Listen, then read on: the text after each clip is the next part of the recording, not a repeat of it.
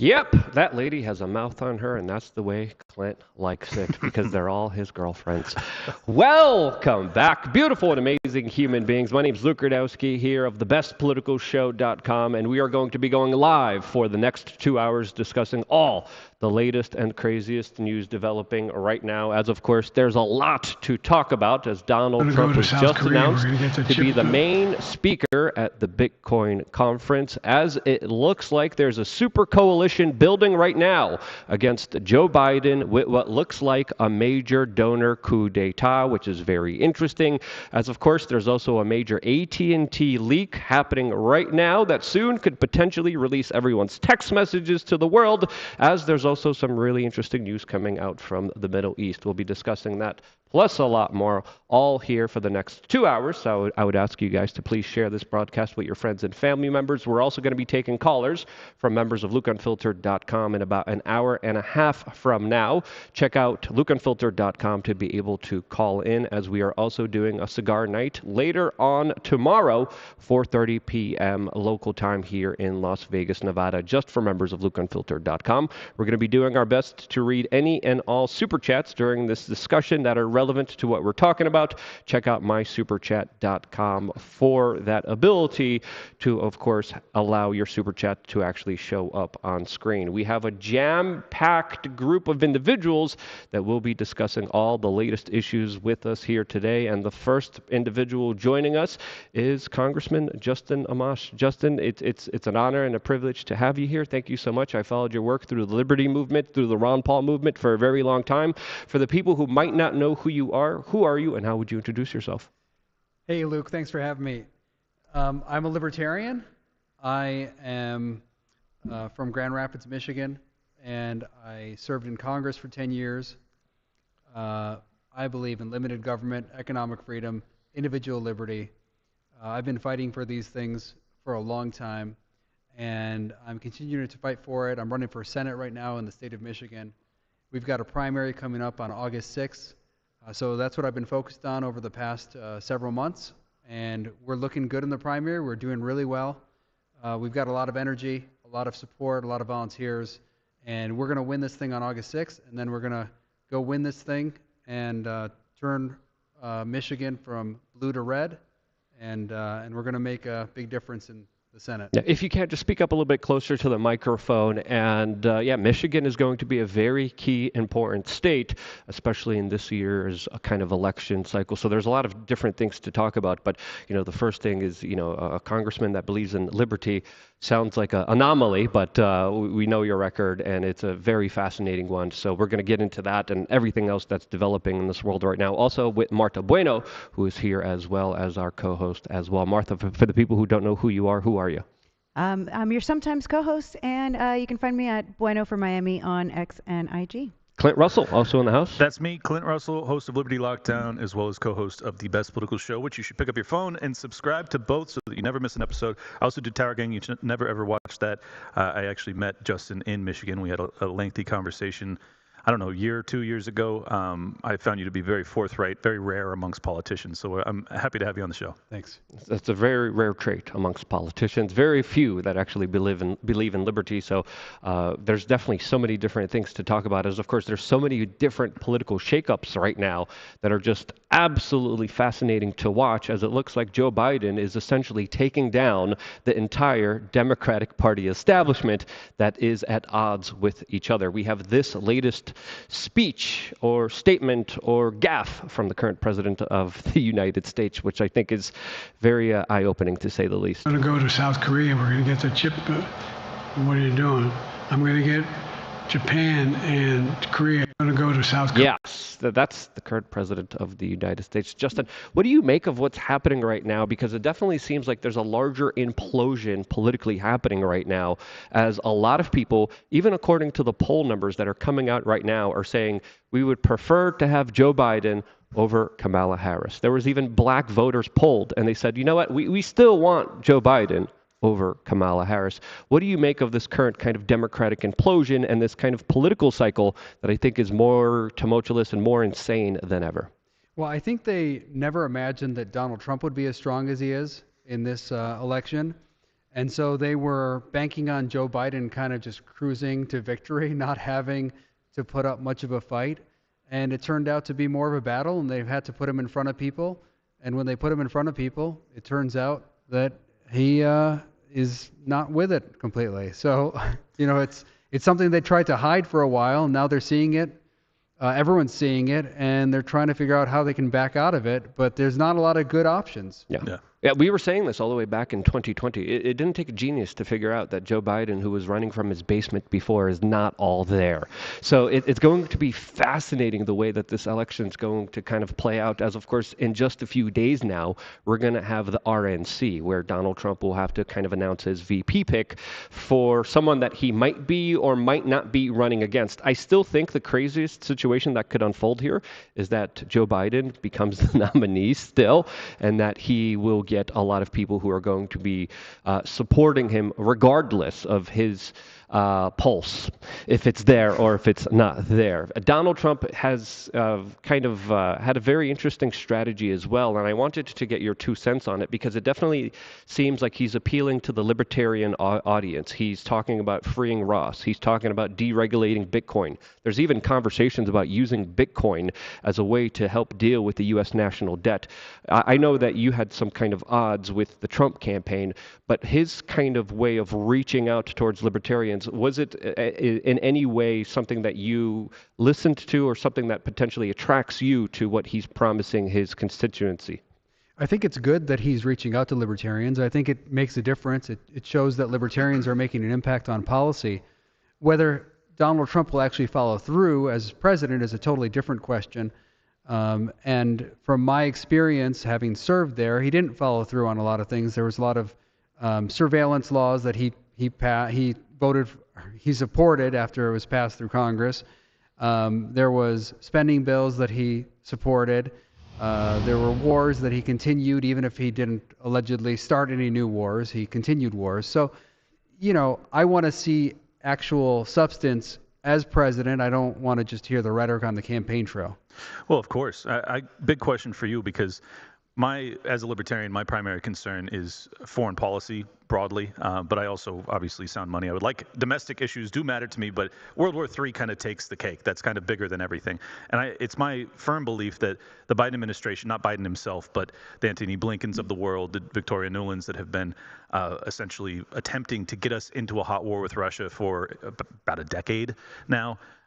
Is that your read as well? And also, does that make Donald Trump preferable to someone like you as a libertarian over the Biden administration? I think Donald Trump's approach to foreign policy is more effective than the Biden administration's because whether you agree with Donald Trump on a particular issue or not, at least he says something in a direct fashion. He scares other countries. Right. I think there's some advantage to this kind of ambiguity about, is he really going to follow through on some of the threats that he's making? That's not to say that all those threats should be followed through on, but he sometimes does scare those other countries, and that can be helpful. Whereas Biden seems to play this game of having it both ways, trying to sound tough sometimes and weak other times, and you don't really know what you're getting, and it creates more of a mess where nobody on any side of the conflict really has finds any credibility with anything Biden says. Specifically, though, do you agree with me that the Biden administration is attempting to start a hot war with Russia? Because I can't read it as anything other than that, and I'm just curious, seeing as you were in the House, do you think differently? They're reckless. I don't know whether they're attempting to start it, but they're definitely reckless about it. And from my experience seeing presidents in action, what they want to do is create all of the set the stage for a potential war without having to go to Congress to get the authority for it. Right. So what they do is they ask Congress for funding, they ask Congress for weapons, they ask Congress for all sorts of resources, they build the thing up, and then they hope at some point that if there is a mistake, they then don't have to go back to Congress for anything because they can say, well, now we're just fighting a defensive war, so we don't have to go back to Congress for authorizations. So there's a little bit of creeping into war that happens. Whether it's intentional or not, it's definitely reckless. Okay. Is there any kind of Trump policy that you think you would support that would actually change your kind of opinion of him during this campaign trial? Because he is promising a lot. Will he deliver is another question. But is there anything that you think he should be doing this campaign that he's not doing right now? On the campaign trail, in terms of what he's saying, I mean, I don't agree with everything he says. He certainly is closer to my views on a lot of things than, say, Biden is. I'm running as a Republican. I tended to agree more with Donald Trump than I do with Joe Biden on a lot of issues. But there are issues where we have very big differences. My view is not to trust politicians other than based on what they're actually doing in office. So people can say all sorts of things on the campaign trail. What I want to see is, what do they do in office? And last time in office, if you really looked at the record closely, he disappointed a lot of people who, wanted him to end wars and stop surveillance and cut spending. He disappointed a lot of people. If he's elected again, we'll see what happens. And if he does the right thing, I'm going to support him. Yeah. And if he does the wrong thing, I'm going to challenge him. Yeah, that's been our kind of stance here as an independent media organization. We criticize him when we need to criticize him. When he does good, I think we need to support him. And especially when he's calling to end all wars. Politicians have been saying that for a while, though. And you're right. It was pretty disappointing to have Bolton in there, Pompeo, and the new head of the CIA that he also just appointed that also had a very bad track record, to say the least. So I definitely agree with that. Was that William Burns? I forgot what was her name? Haspel? Oh, Gina Gina Haspel. Yeah. That was the one. That wasn't the best pick there. Just out of curiosity, based off of his actions, what do you think Donald Trump's philosophical beliefs actually amount to? Because I can't get a read on the guy. Like, rhetoric-wise, he sounds pretty good from time to time, but he also spent, I think, as much or more than any president in a 4 years span ever in human history, not just American history. And then he gives a lot of lip service to, ending wars or avoiding new wars. But then he gets allegedly buffaloed by his generals, and they don't remove troops from Syria, things of that nature. I can't get a read on the guy for the life of me. Yeah, my impression, having interacted with him personally, is that he's a smart guy. I don't think he's deeply philosophical about things. Doesn't have a strong ideology like some people who go into office.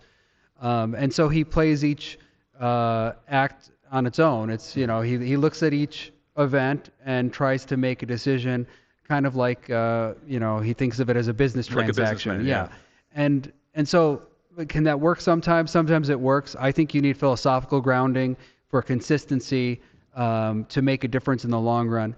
But he plays it by ear and does it, action at a time. Seat of the pants. Yeah. Do you think that now, based on what he's experienced, I mean, I think having the deep state or, having your political opponent come after you, do you think that might have changed him? He said he was a libertarian at the Libertarian Convention, but again, he is running for office. Yeah, he's not a libertarian. But does it change him? It could change him, but, I'll go back to surveillance. When he signed FISA 702 surveillance into law, he reauthorized it, which was a big deal. That's something I'd been fighting on for many years. There were already the allegations that the government was spying on his campaign, that people were spying on his campaign, and he still signed it into law. So even that didn't scare him enough or shake him enough to say no. So whether now he'll have a difference of opinion, I mean, that's going to come up again if he's elected president. Will he change his tune? I'm not confident that he will. Yeah. I think he'll still sign it into law again. And when spending comes up, is he going to cut spending? I'm not so convinced that he will. So almost certainly not, based off of his first term. Quick question for you: Mike Johnson was kind of a Freedom Caucus aligned dude. He gets the speakership, and he's now FISA, re-up, all sorts of spying, spending, proxy wars. He seems to be no different than the former speaker. Do you have any opinion as to what happened to him? He became Speaker of the House. I mean, that's what happens. That's what happens to all these people. But honestly, my take is I used to interact with Mike Johnson. I liked him personally. He was a nice enough guy. But most of the people in Congress are not as conservative as you think they are, and nor are they from the left side of things as progressive as you think they are. They tend to be quite establishment-y on the whole. They tend to fall in line. They don't really have a lot of independent thought. And so it's not that surprising to me. I mean, I talk to people all the time, and they always think that their congressman is so great, and I'll be like, your congressman's, not one of the better ones. You're not my congressman, but I have to say that I fall in line with that when I'm like, oh my God, Amash is so great. And then he pulls out all the receipts. So I feel that way. Just you happen to be one of them. You gotta have the receipts. You gotta have the record. Yeah. Most members of Congress don't. Mike Johnson was an okay congressman, but nothing fantastic. So he's kind of governing that way as the speaker. Yeah. Do you think there's any, because a lot of people automatically thought that there was some blackmail kind of happening. There's a lot of rumors about that in the seats of Congress. Does that happen a lot? Because it seems like there's always a lot of these allegations. There's always a larger kind of pull by a lot of these lobbyists. Like what really happens behind these seats of power where a lot of these kind of very important groups influence a lot of the decisions that are made there? So blackmail and those kinds of things can happen. I don't know that they do happen all the time, but they can happen for sure. Having served in Congress, you can see how it might happen with some of these members of Congress. But my suspicion is that most of them just fall in line because they are not particularly ambitious people on average. You might think of a member of Congress as being someone who's super ambitious. My experience with them is they're not super ambitious. They're ambitious enough to run for Congress, of course, but once they get there, for most of them, this is the best job they've ever had. They're not looking to do anything beyond this. And they don't want to lose their seats. They don't want to lose their seats. They're happy to get introduced at events. When they go to an event, like a big dinner back home, they're introduced as the honorable so-and-so is here, and they wave to the crowd, and everyone cheers for them. Right. They just want to keep that. And so whatever allows them to keep that is what they're going to do. And they're told frequently by people surrounding them, you have to do this, you have to do that, you have to vote for this in order to stay in office. And it's mostly just self-preservation. It's not even ambition about like, I want to become something bigger or better. It's just, how can I keep this job that I have, which is the greatest job? Yeah. It definitely does seem like the Bitcoin community is getting more and more involved in politics, as of course there's a lot of rules, there's a lot of regulations. There's a lot of Bitcoin miners that are now kind of supporting Donald Trump. They're saying that they think Bitcoin could help with the AI arms race. There's a U.S. senator that just came out and she's talking about using Bitcoin as a reserves to strengthen the U.S. dollar. As a congressman, where do you stand on these particular issues, since it definitely seems like during this election cycle, the future of Bitcoin will be decided? It could either be regulated by the Biden administration and destroyed, or it could be brought into a place where a free market actually allows it to kind of thrive. Do you believe that this should be supported or criticized? Well, I'm a strong supporter of Bitcoin. I'm a strong supporter of decentralizing currency generally. I think that we got to get money out of government's control. The government, when it controls money, will have the ability to control all of our lives in the future, because using technology that's advancing, they're going to be able to stop transactions, basically dictate what you do with your daily life just by controlling your money. So we saw that with the Canadian yeah, truckers. we saw that. That was a glimpse of it, right? And it can be much more serious in the future than that. So we have to stop central bank digital currency, make sure that doesn't happen, and then preserve Bitcoin, preserve the right for people to decide on money in different forms than what we have today. I'm curious, based off of your kind of, I would say, negative track record with both Biden and Trump, are you looking at the RFK Jr. campaign in any favorable light, given that he's interested in going after the FBI, the CIA, the FDA, bunch of three-letter agencies, which libertarians are pretty much always fond of going after and getting rid of some three-letter agencies? What do you think about him? I've had some good interactions with him. I like him. I'm basically staying out of the presidential politics. Sure. I'm running for Senate, and I'm going to focus on that. But I think that he offers an alternative to the other two. We've already experienced the other two. We haven't experienced him. So right. at least there's some hope there that maybe isn't there with Trump and Biden. Sure. Going back to what you were saying, I think a separation of church and state was the first step, and now separation of money and That's state right. would be what we're looking to achieve. Yeah, absolutely. Separating money and state, separating economy and state, those are important things. We don't want the government controlling our lives, and the easiest way they're going to do it in the future is through money. Well, we heard the tragic story of your relatives in Palestine. What has the past, I don't know how long that was, 4 or 5 months ago. What has the last 5 months been like for you, watching from a kind of outsider perspective, since you're not in the government right now? How do you feel about that conflict? Is there any resolution that's on the horizon, or is it going to last forever? Thanks. Well, I hope they can find a way to have peace over there, because it's horrible what's happening to people, and it affects everyone, Jews, Christians, and Muslims in that region, and people of other religions as well. I mean, my family are Orthodox Christians. Some of them live in Gaza. They were killed in an airstrike. Not all of them, thankfully, were killed. There are some who are still there surviving. But it's been heartbreaking. I get messages from a relative over there, and he's been telling me about the fears they have. It's got to be horrifying. The terror they experience, the trauma they experience. You know, they cook by fire. They're constantly worried about having their home being bombed or their church being bombed, and they just live in a constant state of fear. They were told just recently that they had to evacuate the area they live in. Well, if they go somewhere else, they're not sure they're going to make it.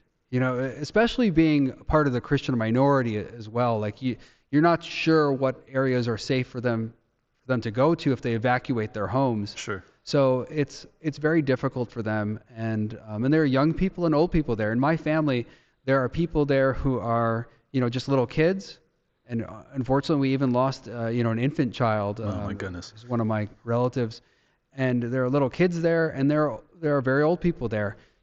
Some of the oldest people there are my dad's first cousins, and these are people who were expelled from their homes in 1948. So they were expelled in 1948 from what is now Israel proper. During the Nakba. And now they are in Gaza, and they're again worried about being expelled from their homes. So it's a nightmare for them. It's been going on for so long. There just needs to be peace over there. I think all the people need to find a way to live together. Jews, Christians, and Muslims.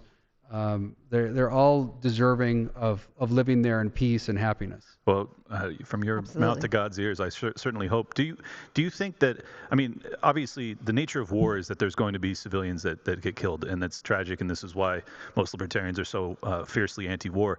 But based off of your personal experience, having lost innocents in a war, do you think that are there investigations that are happening to find out if these are legal strikes? Are they war crimes? Do you have any opinion? Have you had any follow-up with investigations? Is there anything happening? Yeah, I haven't spent any time on investigating it myself. I think a lot of that will come to light as time goes on. But I can tell you this: when 30,000 plus civilians are killed, that's way too many civilians being killed. No kidding. That's really an atrocity that's happening, and we can't allow that kind of thing to happen. It's unthinkable.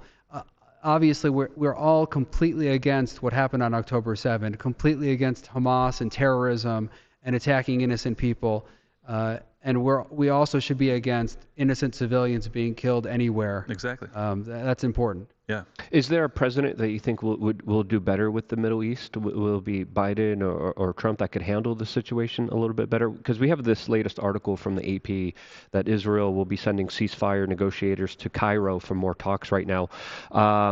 Who do you think could handle that situation better, since it looks like the Biden administration is kind of flip-flopping here? Donald Trump is making a lot of grand promises, but also kind of flip-flopping on this current situation as well. What future do you think would be better for the people in the Middle East under what kind of presidency? It's hard to say. Neither one has been great, obviously, and Biden has been extremely bad. I mean, there are Arab Americans in the state of Michigan. I know it's got a big Arab American population. Many Palestinians live there as well, and they're horrified at Biden's handling of this. And so a lot of them are thinking about voting for Trump. They're thinking about voting for someone, even if that person has not been great for them in the past, like Trump has not been great for them, they still think Biden is so bad that might as well roll the dice. They're going to roll the dice and maybe go with Trump. Yep. So whether that will actually resolve things, I don't know. But I do think that at least Trump is more direct again. He's more, you get a better sense of where he stands. And Biden keeps saying things like, we have to protect all the civilians. And then you also have to send all the money to Israel and the weapons to Israel Right. to potentially bomb civilians. And they don't really put any limits on it. And even though you'll see these strikes and you'll see these civilian casualties, and then you'll have this outcry of people saying, well, you have to stop the munitions, you have to stop the aid to Israel, and it doesn't stop. But then they'll just on the flip side they'll offer aid to the It did Palestinians. stop for like 12 hours, and then it continued once again Yeah, under so the threats from the Biden Biden tries to administration. have it both ways, Right. is the problem. He's always trying to have it both ways, and he thinks people are stupid and don't see it. I mean, the Arab American community can see this. They see that he's trying to have it both ways. And also, I don't think the Jewish community is happy about it either, the way he's playing it both ways all the time. Just have a policy, stick to it, and go strong. You can't have this, playing every side.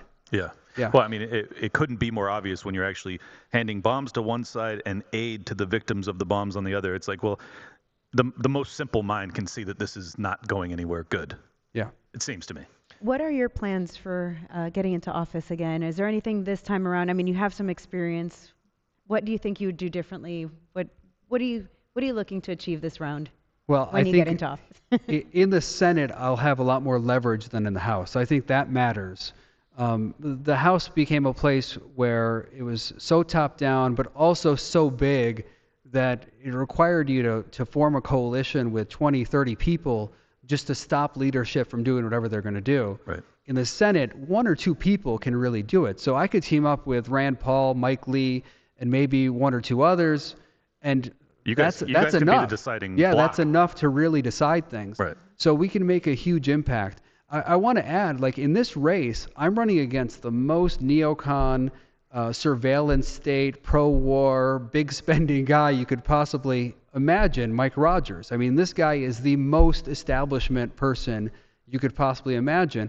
And Donald Trump has supported this guy. So this is another thing that makes me question Donald Trump, right? You can say all you want about, well, he says these things about war and surveillance and even spending. And but free then, Ross. But then he endorses terrible people, and it's not just in my race. No, He's been it's- doing it across the country. Is he supporting him in this particular race? He is supporting. Oh, wow. So Actively, wow. He's been supporting all of the worst people throughout the country, and that should make everyone like a little bit skeptical. For those who think maybe he's turned things around, he's not going to surround himself with the same terrible people like Bolton and others. Yeah, well, he seems to be doing it again. If you were a senator, what would be the key issues that you would be running on? What would be the things that you would try to get accomplished in the Senate? So the most important thing we can do is make sure that the Senate is a place where every member can participate in the process. And I say that because all the other things we care about, spending, surveillance, war, whatever the issue that you care about, maybe immigration's an issue someone cares about, whatever the issue you care about, the only way you're going to handle it is by having an open process where everyone can participate. Otherwise, you're going to have top-down arrangements where the leadership work with people like lobbyists and staff.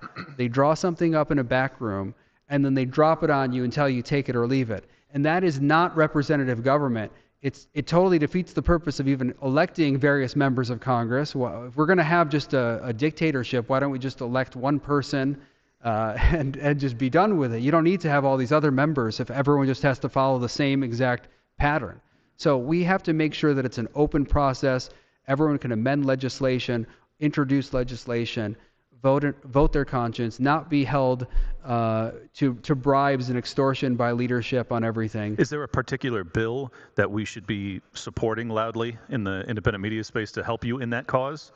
Well, there are various bills that over the years I've worked on to try to open things up, but I do think the most important thing is that when we set up the rules at the beginning of the Senate, there's a vote at the beginning of each Congress in the House and the Senate to create a set of rules, that those rules are then followed. And so we have to make sure that the rules of the Senate, the rules of the House are followed so that everyone can be a part of the process and represent people back home. I just have one more question because I know we're almost out of time. Do you, after hindsight, I know that you did vote for the impeachment of Donald Trump. Do you think that knowing that the FISA court was lied to, that they basically spied on him via the FBI during his campaign, they also then, it appears to have tried to get him out of office based off of very, very tenuous information in Ukraine. A lot of stuff that Biden appears guilty of, they basically tried to get Biden out of office for. Has it changed your opinion with hindsight as to how they went about trying to impeach Donald Trump? We should impeach more people is the position I have. We should be impeaching more people. I don't agree with the Democrats or their philosophy on impeachment and other things. I have my own personal views on this. I think we should have impeached Obama. I think Trump was properly impeached, at least from my perspective and the way I thought about the impeachment, and I would impeach Biden. So we don't impeach enough presidents. We should be doing more to hold them in check. I wasn't critical of Trump because he wanted to stop funds from going to Ukraine. I didn't want the funds to go to Ukraine. So it wasn't because of that. It wasn't because I thought he was colluding with Russia. I never said such a thing. I impeached him because he wasn't following the Constitution. He was defying the rule of law. He was providing information to Congress that was requested. These are procedural things. And impeachment to me, as it was to the founders, is an indictment. It's not a conviction. It is the idea that someone is doing something that is potentially a high crime or misdemeanor, and you're bringing them to account. So I would bring all sorts of presidents to account on a whole bunch of issues. And if anything, maybe we didn't impeach him and other presidents enough times because accountable. We should be holding people accountable, and then eventually they will perhaps change their behavior. Yeah, if we're arresting presidents, Obama's top on that list. So is George Bush. So is Clinton. The other Bush, Carter, all of them. Arrest all of them. From my perspective. If they're still alive, but it definitely highlights a kind of weaponized DOJ that is definitely set on arresting him. I know you had to 100%. I want to just follow up on that quickly. Yeah. These prosecutions against Trump are a different matter. I mean, I think the idea of impeaching someone is one thing. That's just saying, okay, we think that maybe you've done something that merits removing you from office. But putting someone in prison for something, that's a totally another issue. Right. And I think that Democrats and the Department of Justice and multiple states have gone out of their ways to do things that are just unbelievably insane to try to put Donald Trump behind bars. Yeah. And that's crazy. So you do oppose that aspect of it. Okay. Yeah. Fair enough. It definitely does seem like a weaponization of the DOJ, which definitely crossed the line. And I'm just saying, if you're going to cross it, arrest all of them. Justin, thank you so much for your time. You gave us 30 minutes. We really appreciate that. Where can people find out more information about you? So please go to justinamash.com. Our primary is on August 6th. If you're out there and you can support my campaign financially, that's great. You can also follow me on X at Justin Amash. Awesome, Justin. Thank you so much. Really appreciate you. We're going to have Lou Perez come on the show and take your spot. Thanks so much. I wish you the best with your race. We need you bad in the Senate. We do need you. You are definitely a voice for liberty. So thank you so much for everything you do. Yeah, thank you for joining us. Thanks for being a part of the conversation. As of course, we also have some super chats. We have one here from Nikki Nada, who reads, "Study money. Then buy Bitcoin only. Luke, I want to send you a hardwood Bitcoin sign as a donation for the new studio." Thank you so much for that, Nikki. We probably will be setting up some kind of PO box in the future where people could send stuff. Maybe we could do something where we do like a mailbox opening once a month, which could absolutely work out in a very disastrous way, like it worked out for Tim. Terrible. But I like taking risks and gambles, and we might just do that. It might be interesting, but again, we're also trying to make sure that we don't get doxxed, that we don't get swatted. There's been a lot of security threats that I had to deal with within the 20 years of being in this industry. So we're going to try to figure it out. But thank you, Nikki Nada, for that. We also have another one. Yeah, go ahead. Oh, I was just going to say, I was going to do the introduction. We also have one from Clint's Harry Wiener, who says, "Hola, amigos.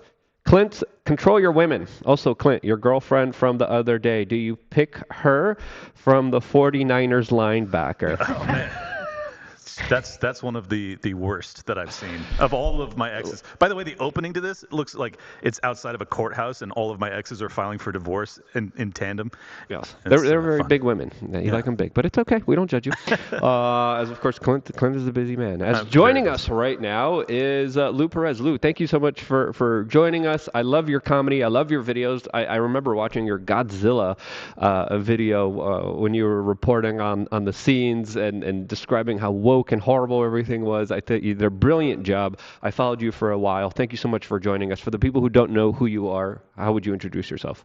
Yeah, hey, well, I'm so happy to be here. I'm Lou Perez. I'm a comedian, producer, and an author. I brought my book here. I don't know where I should be holding it. Right This there. work? Right there. Right here? Just like that? Yep. I wrote a book, That Joke Isn't Funny Anymore, on the death and rebirth of comedy. So available everywhere. Awesome. Well, thank you so much for joining us. As of course, we set up a little bootleg studio here, but it works and the audio works. And then I'm using the same headphones as Justin Amash. There you go. That was Yeah, going to be yeah, my yeah. joke intro. I was going to say we got rid of the congresswoman. We brought in his bouncer. You look like you could be Amash's bouncer. You know, I don't know what my forehead looks like right now, but Clint, could I borrow your hat? I look much balder with than that, I really with that am. luscious head of locks, don't you dare. We got another super chat from Base Joe saying, "I'm just here to give Lou my money." I don't know which Lou thank you're you. giving, but Base to Joe, I appreciate you. Thank you for all the support. Thank you for all the super chats. Of course, let's just get into some of the news that's happening right now. As we just found out a couple moments ago, that quote, nearly all of AT&T's over 110 million customers' calls and text interactions are exposed in a major hack. Yes, you heard that correctly. If you have AT&T, your text messages could soon be doxed to the general public. This is a crazy story because we were just talking about the surveillance state. This is, again, just highlighting how vulnerable your entire information is, how there's no privacy, there's no secrecy. A lot of these corporations are getting hacked left, right, and center. I'm very careful with where I give my information from. I created a fake alias called Nunya, last name business, when it comes to signing up for any of these damn things. But holy freaking cow, there's probably a lot of people panicking right now. A lot of people freaked out, and it just shows you just how insecure our entire informational databases are, where now everyone's text messages could be released to the general public. Yeah, I'm going to have a really rough week with all of my girlfriends finding out about each other simultaneously. This just in, T-Mobile is having a best day ever. Isn't T-Mobile on AT&T's network, though? Are they? I think Oh, they might shoot. be. No, In that case- I think they're separate. I think Yeah, I think they're AT&T had to break up because they were a major Okay. monopoly. Okay. And now they have different kind of I thought they competitors merged in, back in How the many markets there. Harry Wiener pics are out there right now? Too many. We're gonna get a taste of the power that the NSA has over everybody. As of course now, a lot of disclosures are going to be coming out. A lot of politicians, a lot of celebrities, a lot of the bigger kind of people in our society are probably going to be very vulnerable. I think what's going to be happening here is there's going to be some kind of larger extortion play here. There's going to be some kind of hacking group saying, hey, give us all this money, or there's going to be absolute chaos. But what do you think would be the consequences if everyone found out everyone's call history and text messages? I think you what would would be find out. what would happen? Because there was a scene in South Park that I remember where everyone's information, everyone's Google searches was just leaked, and society just went absolutely crazy. Is that the situation that could happen here? I I think hope so. for me, it would be you guys would find out that I'm much more boring than you think I probably am. I doubt that. No, it's true. I want to go back to something Amash said at the end there because I want to get your guys' feedback. I think that like my policy is you never do the bidding of the regime. The regime was attempting to remove Donald Trump with a fraudulent impeachment case. Like that's what was actually happening. They were doing it based off of lies, based off of FBI spying, based off things that Joe Biden was guilty of, based off of Russian collusion, which was a narrative which was planted by the Hillary Clinton campaign. I don't understand why you go along with that. Yes, I agree with the sentiment that you want to impeach more presidents, but if there's one president in my lifetime that I'm not sure I would have actually voted to impeach on those grounds, it would have been Donald Trump. Where do you guys fall on that? Well, I like his point of view. I do like that we should be holding them all accountable. And I think one of the things that Justin Amash is known for is for that. So he went on like talk shows and, he's talked about how Congress people don't actually have a say. And so I like that about him. That's something that I appreciate. Was Donald Trump the right person to go after? I mean, whatever. I think everybody should be going. You should go after all of them. I'm in that camp. Okay. Let's go after all of them. So I would have liked to see him start before that, with Obama. But sure. Well, see, here's the argument against it.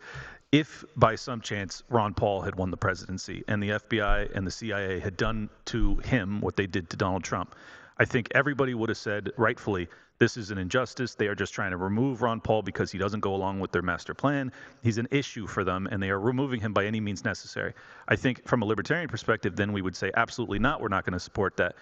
So I still come down on the side of I don't think that you want to impeach presidents for things that they shouldn't be impeached for. You ought to impeach them for things that they ought to be impeached for, I like agree. war crimes. I Yeah. agree. If you Or you the know, surveillance state. So if you have an issue with the Exactly. surveillance state, you're like, hey, I don't want to be spied on. I don't, you know. Right, that- it's a boy who cried wolf, right? Yeah. And so we went after something small, so now it's like it kind of waters it down. I agree, but again, better all of them than none of them.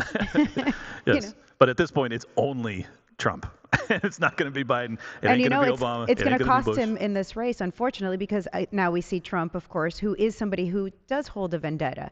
I think that he is going to support whoever's going against Amash. I don't think necessarily in this case that he maybe knows who he's endorsing, or maybe he does. I mean, I have no idea. Like, it's hard to read Trump, right? We have no idea if he's just a deep state actor or if he's, just going to support anybody who is going against Amash, but that's what you get for going against Trump. He's not going to support you. Right, and that's going to be really damaging. I mean, I'm rooting for Amash, but I think had he We need Amash. To anybody who's in a position to help Amash or to vote for in him. Michigan. Yeah, in Michigan, we need Amash. Like, he is a fantastic him congressman. and Rand Paul would be a hell of a duo. Oh my God, yes. Well, yes. Michigan, I think, according to Massey. a lot of political experts, is going to be deciding the future of the president of the United States. Whoever wins Michigan, people are saying will win the U.S. presidency. Amash makes Republicans and makes libertarians proud. Let's go for Amash. Like, forget about, because I know that a lot of Republicans are like, he went against Trump, and they're going to be angry about that. And it's like, please, please, please. Yeah, Like, I think there's a lot of kind of internal battles and ego also involved here, and it's hard to kind of walk people back when they kind of set themselves against each other. But I think it's a very complicated issue. We tried to talk to him as best as we could about the particular issues, and we brought up the kind of issues that Trump is kind of leading and championing for the libertarian movement. And I just wish there was more of a kind of crossover there, more of a kind of, okay, we're going to put our personal things aside, Right. and we're going to try to actually achieve something that's going to help out the general public and push for their more freedom, more liberty for everybody else. Sure, and I mean, this is kind of the difference in my view of what Amash did versus like a guy like Massey, which you also referenced. Massey got on Trump's bad side because he demanded a floor vote for the largest spending bill in human history, and even in hindsight, Trump has forgiven him. All of the MAGA, Make America Great Again, America First folks, they've forgiven Massey. He's back in office. I think that Amash is going to have a harder time because that impeachment was predicated off of so much deep state, deceit. So that was the main reason I wanted to ask him about it, because I wanted to see if his opinion has changed. It seems as if it hasn't. Yeah, well, that's why we kind of started off the conversation with all of Trump's policies, what he's doing, what he's promising, if he's able to kind of win him over. And I think the answer today was no. Yep. He's not willing to kind of win him over, which is unfortunate, because I do believe this election is going to be a major one, and there's going to be some really important things decided here, especially not just for Bitcoin, not just for Ross Ulbricht, but the future of this particular country. So I think we brought up the information as best as we could. With the limited amount of time. Yeah, I mean, we didn't have much time to get I would have into done it. follow-ups on that if I could have. But But I really wanted to talk about Trump with him, and I really wanted to talk about the situation in the Middle East with him, which I thought was But also kind you of very can't have important. somebody who's this like liberty and who's like the straight and narrow. I mean, for him to go back and like now, whatever that thing that he has to do to like suck up to Trump or get on his good side, he's not going to do it. Yeah. He's a principled man, so this is what you get with principles. I mean, it's I'm good not and it's bad in its own ways. Oh, But no, of course. he's I'm definitely principled. I'm not interested in seeing him grovel to Trump. Far from it. And I think Massey hasn't done that either, which I respect the hell out of both of them for it. I just thought that perhaps with time having lapsed and having seen so much of the chicanery that transpired to actually bring the impeachment charges against Donald Trump, it might have softened his stance, and it doesn't appear to it. Lou, would you impeach Donald Trump? I mean, it was a fun time, guys. I mean, wasn't it so much fun? It was. It was great. was a good time. Except for the lockdown. It wasn't nerve-wracking. It wasn't stressful. It wasn't, I wonder how much, like, to be honest, I didn't follow that closely, and I wonder if it's kind of a personal flaw that I have, where I enjoyed how mad Trump made people I didn't like. That I kind of I just let him slide on a lot of stuff that I wouldn't let anybody else slide on, and I think that's a moral failing on my own part. And have I grown from that? No, but it's more entertaining. It's more fun. it is. It's so awesome to watch people lose their ish with them calling people fat and disgusting. I mean, it's One thing you I'm can kind say of about with you. Trump Yeah. is how amazing that time was for funny, for comedy, for it was great. You turn on your TV and be like, what is this man saying now? It was so much Some fun. people argue Trump made comedy great again. Would you agree with that? I think in some ways, yeah. I mean, for one thing that a lot of people don't want to admit, especially his critics, is that he is funny. I mean, Yeah, he's hilarious. The He's hilarious. guy has a Funniest president since Bush, for sure. I mean, the guy has great, great material. No, he's a legit comic. Yeah, Yeah. like he makes. Yeah. I have Bush laughed, was for sure. ironically funny. Yeah. Like Oh, he Bush just would says say such the dumb dumbest stuff. things. Yeah. Yeah, and Yeah, but then he would, murder people and torture them. So that wasn't that funny. No, that wasn't. I agree. yeah. Obama was great though. He looked fantastic in his suits, and then he'd murder people. Except for the tan one. I'll never forgive the tan one. Yeah, that's a key important issue the voters really care about. That really does matter to everyone. At the time with Trump, a lot of people would come up to me and say, like, "Oh man, it must be so easy to be a comic because the jokes write themselves." And I had to explain to him, like, no, you're not supposed to let that happen. Yeah, like, if that you're a doesn't comic, make an actual good yeah, joke. don't let the jokes write themselves. So what was obvious that a lot of corporate comedians and mainstream comics would basically let the jokes write themselves, and I think that opened up a whole space for other comics to say like, Right. oh, you guys are focusing on this, you're all chomping at the same bit, the Trump jokes. We're going to go make fun of other stuff. I felt like Trump actually signaled the death of mainstream comedy because all of them, anybody that wanted a TV gig, anyone that wanted a next Netflix special, they all had to basically do the same lockstep milquetoast jokes that if you weren't just a totally deranged Trump hater, I wasn't a supporter, but I didn't hate the guy either. I was just kind of like, whatever. Those jokes didn't land with people like me, and all of us were, just basically spiraling out and trying to find Legion of Skanks or anybody that was like actually still telling real cutting edge jokes. So it as you said, it opened up a lane, but it also demonstrated that like 90% of comics have no spine, no backbone, no actual independent thought. Or at least that was my read of things. And also at the time, an unfortunate thing happened where, like, if you were a comedian and you weren't political at all, you were now expected to be political. Like, Right. even if it wasn't necessarily like in your routine that you were doing, Yeah. if you were online, you had to. People demanded that you exactly. declare. Yeah, and for everything that came, Black Lives Matter, the Right. the Ukraine stuff. Where's Trump. your black square? Exactly. Lou. Yeah. Where was it? I always wondered, like, I think we all remember kind of like when people started putting the black squares up, but when did they start taking it down? I know. Like, when was it okay to say, like, Well, okay, I guess I'm no longer. That was very BLM? racist of them. What I would do is They should still have it up. I'd go around to all of my woke relatives as soon as they took it down. I'd DM them and I'd say, "Hey, what's wrong with you, man? You don't Why do you hate like black people? Why What's your issue? do you are such an oppressor? When you believe in slavery now? You took down the black square. I guess you're all in on Trump now, huh? Yeah. Right. No. How would you rate Donald Trump as a comedian? Like what's your kind of analysis? Rate him as yeah. a comedian? I mean, I think he's really good off the cuff. I mean, the guy gets up there and will hold court for like 45 minutes to an hour just speaking off Longer. the cuff. He'll go Longer. two, It's like 2.5 two. hours. Oh, really? Yeah. Yeah. Oh yeah. Yeah. Wow. Well, which I mean, That's freak level stuff. like you guys were at the LP convention. It's like, Fidel Castro he was level definitely shit. he was definitely reading off. It was a prepared speech and all that, but seeing him at rallies, I mean, being able to do that is a skill, unto itself. Speaking about the Libertarian Convention, I have to say that is one thing that I do give credit to Trump for. He stood up there as we booed him, as people in the audience booed him, and he held court, and he did a pretty good job. I mean, honestly, you don't see politicians walking into the lion's den like that very often, if at all. This was groundbreaking new stuff. And, it kind of gave me a little respect for him. I hate to admit it. Well, and but shout out to Angela McArdle for making it happen. 'Cause absolutely. I loved that moment. As a businessman myself, I could not help but appreciate this dude is negotiating with people that despise him, and he's telling them, hey, you should support me anyways. And I mean, it then was he amazing. said the greatest thing that man has ever uttered is that he will free Ross Ulbricht day one for time served. And he got the room to change, and you could feel the energy change. He went in to a crowd that was openly hostile to him, and then it just kind of changed. And we're all like, oh, okay, well, yeah, cool. I guess he kind of won us over a little bit. No, he did, and I think he's definitely going to be getting a lot of the libertarian vote. I agree. But I got to say, this election cycle, pretty funny, pretty hilarious. We got conversations about Big Mike, Poopy Pants, and, of course, now major Democratic heavyweights that are, of course, building a group of super friends that are being assembled right now to go to the White House and tell Joe Biden that it's time to go. As of course, we have a meme up highlighting Bill Clinton, Obama, Pelosi, Hillary there saying, Joe, you were our Democratic super friend. It's time for you to step aside. And Joe, licking his ice cream chops, says, joke's on you, Jack. I have no idea who any of you are.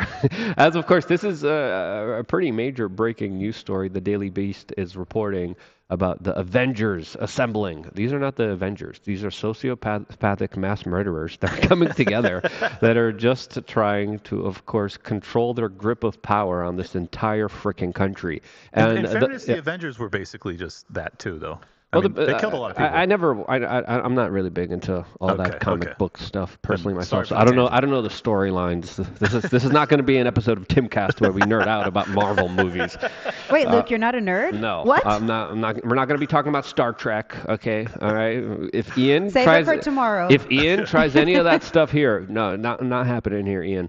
You can nerd out with Chase Oliver on that stuff. He's totally a nerd on all of that. So it won't gel. But for the record, what Martha just brought up, we are working on trying to get Chase Oliver here in studio with us, and we hope to, of course, have a interesting conversation about his point of views here that, of course, would be respectful. What we do here is different than a lot of other podcasters. We don't do a lot of drama. We don't scream. We don't argue. We debate topics. And I'm out of here, man. I didn't sign up for that shit. Sorry, we try to keep it as civil as we can. And I think it would be great to have the Libertarian presidential candidate here in studio to have a conversation with us. So that's something we're working on tomorrow. What time was it again? Noon local time here in Las Vegas, 3 p.m. Eastern. Maybe we're working out all the kinks and all the details. Just click the subscribe button and the notification button because we never know when we're going to go live. But that should be an interesting conversation. But what do you guys make of these Democratic superstars, the Clintons and the Obamas coming together, their inner circles plotting to replace Joe Biden? This seems like something that if anyone is going to be able to convince or exploit or blackmail anyone, I think it's the Clintons. I think the Clintons have a very good track record of using overwhelming amount of force in order to get their way. According to that other report, there was $90 million that had been... Yeah, that's the super donor story that I also have pulled up. Okay, well, yeah, if you want to run that, we can, but it's essentially that $90 million that had been pledged to the Biden campaign has now been frozen. So that's a big carrot to hold over them. $90 million is not a small chunk of change when it comes to electoral politics. So I would suspect, if I had to guess, just the reason I brought this aspect of the story up is to connect the dots here, is that, yeah, it's probably Obama, it's probably Pelosi, it's probably the Clintons that are telling donors, hey, if you guys want to see this dude have to drop out, you have to withhold your funds, and he will do so. That's my guess. Yeah, $90 million buys a lot of ice creams. Joke's on you. I don't even know where to buy ice cream anymore. I just want to say I will totally criticize Obama and Pelosi. I'm not saying shit about the Clintons, man. you guys have a lot of balls to talk about these people in public. Well, I actually confronted Hillary Clinton on setting up ISIS in the Middle East. And you're still alive. That's an important feat, Luke. We confronted Bill Clinton a lot about his. And that's why you were never invited to a wedding again. Yes. Just for safekeeping, you're not suicidal.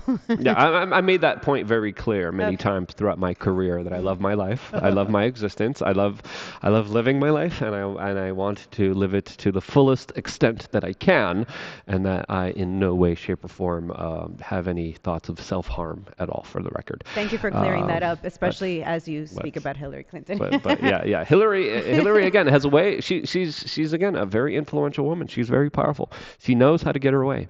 So I wonder what kind of pressure valves she might be using specifically on Joe Biden right now. I'd be worried if I was Joe. Yeah, I mean, he is very old, and whoopsie would work very well here. Yeah, he needs a taste tester. More than ever. I don't know about you, Lou, but I'm kind of riding with Biden. He's my guy. He spoke out last week about the Democratic establishment going after him. He's right, and that's what we know about publicly. What's happening behind the scenes, the pressures, the kind of things that they have on him, because he's a dirty guy. The stuff he did with his daughter in the shower, that's only just like the tip of the iceberg. These people get down, they get crazy. So I'm kind of wondering what's kind of really happening behind the scenes and just how much pressure poor old Biden is facing, who I'm clearly riding with and supporting. Yeah, I would imagine that Jill is making those decisions, right? Oh, yeah. Dr. Jill? Dr. Jill. Dr. Dr. Jill. Jill. I mean, is it Kamala that's making those decisions? Kamala? Everybody criticizes how I pronounce her name. I'm sorry. Kamala, whatever her name is. I'm sorry.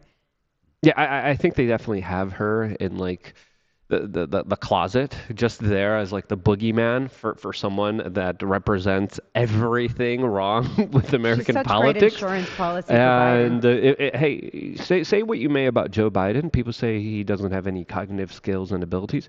The man picked a brilliant VP pick. He picked someone that's a perfect insurance policy for him. He picked someone that is absolutely incredible to secure his position in power. Absolutely. Notice how nobody's talking about her stepping up as the president. Like, well, I mean, some people are. Some people are. But nobody's like saying that in like a yes, she's going to win against Donald Trump. Like they know that she's not. And I've been seeing a lot of stuff like it's like, oh, look at all the white people telling Joe Biden to step down, as if like that's a mark of racism. It's like, well, if he did step down, they would probably have to go with Kamala Harris, right? If he did step down, who would be the president right now? Exactly. It would be a black woman. I mean, how is this racist? I agree with you. That's a great point, actually. There's even polls highlighting how black voters don't want her to become the next president of the United States. How racist of them. I mean, people forget, when they talk about, the United States is so racist and not ready for a black president, but she couldn't even like make it out of the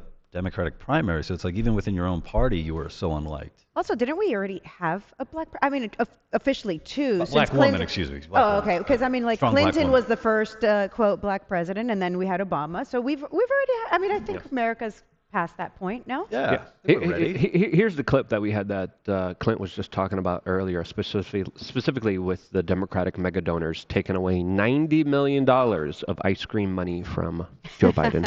Specifically ice cream. Breaking this hour, New York Times reporting donors have told the largest pro-Biden super PAC that roughly $90 million in pledges are now frozen if Biden remains at the top of the ticket. But this may only be the beginning. Reports claim a coordinated Democratic rebellion is set to unfold during a brutal 48-hour stretch for Biden. An 18th Democrat lawmaker just called for Biden's exit 90 minutes ago. Now we're learning that President Biden privately met with White House Minority Leader Jeffries after his solo press conference last night, where he made several embarrassing mistakes on the world stage. You know what these guys are? They're ageist.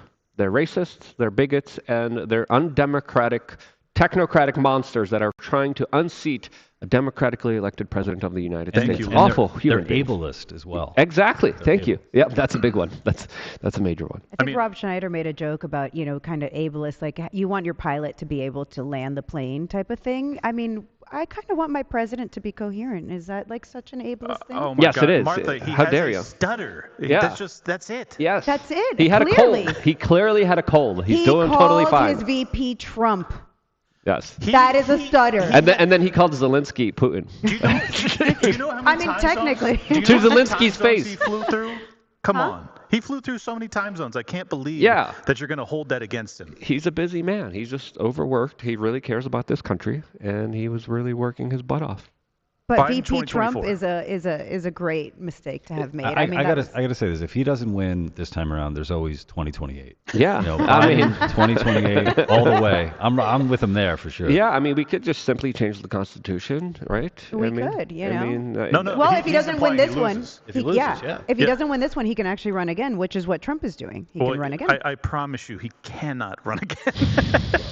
He will be carried again. He never ran, the first time. He was kind of carried by the corporate media. Oh, he's going to be carried by some of his closest friends. Weekend at Bernie's. What number are we at? Like 5, 6? I mean, I don't know if I can make that joke. We got like 1 minute. Just for pure comedic purposes, who are you voting and supporting, Lou? Am I voting and supporting? Who do you think is going to lead to the funniest situation? Oh, the answer is clearly Biden, right? I mean, Trump's pretty funny too. I mean, in a different way. Well, Funny. Trump makes all the other people freak out, and then it's pretty funny when they freak out. That's true. Oh my God, yes. I'm pretty confident that no matter which way we go, we're going to find find comedy there. I mean, we're seeing it right now, like with the infighting over Biden. You have people who are saying it's just a study. You have people saying he's obviously not there. His faculties aren't there. You have people saying we got to keep this white man here to fight white supremacy. And then it's no matter what happens, there's going to be material. Yeah. If you were like a Canadian deep state and you were just trying to figure out the best kind of policy moving forward for all comedians, how would that conspiracy play out? How would that conspiracy play out? During the election? Like, you're the deep state. You're the comedy deep state. You pull all the strings everywhere. How do we make this election cycle? And further on after that, the funniest it could be? The funniest it could be. I've got an answer for you. Go ahead. You have Trump as the presidency. You have Biden as the VP. And so Biden we still get to watch Biden's decline, which is like beautiful. But also everybody panics because Trump is the president. That's peak humor for me. I don't know. For me, the way that I have it is I want both. I want Trump to win the election, but I also want him to be convicted and go to prison. Yes. So it's the first time we have a president ruling from prison. The memes would. I think that's the way to go. Memes make That's themselves. a great point That's you the way to bring do up. it. I think we should totally prison 2024. Doesn't matter which one makes. All right, we're going to move over towards another platform because this one we're kind of limited to what we could say.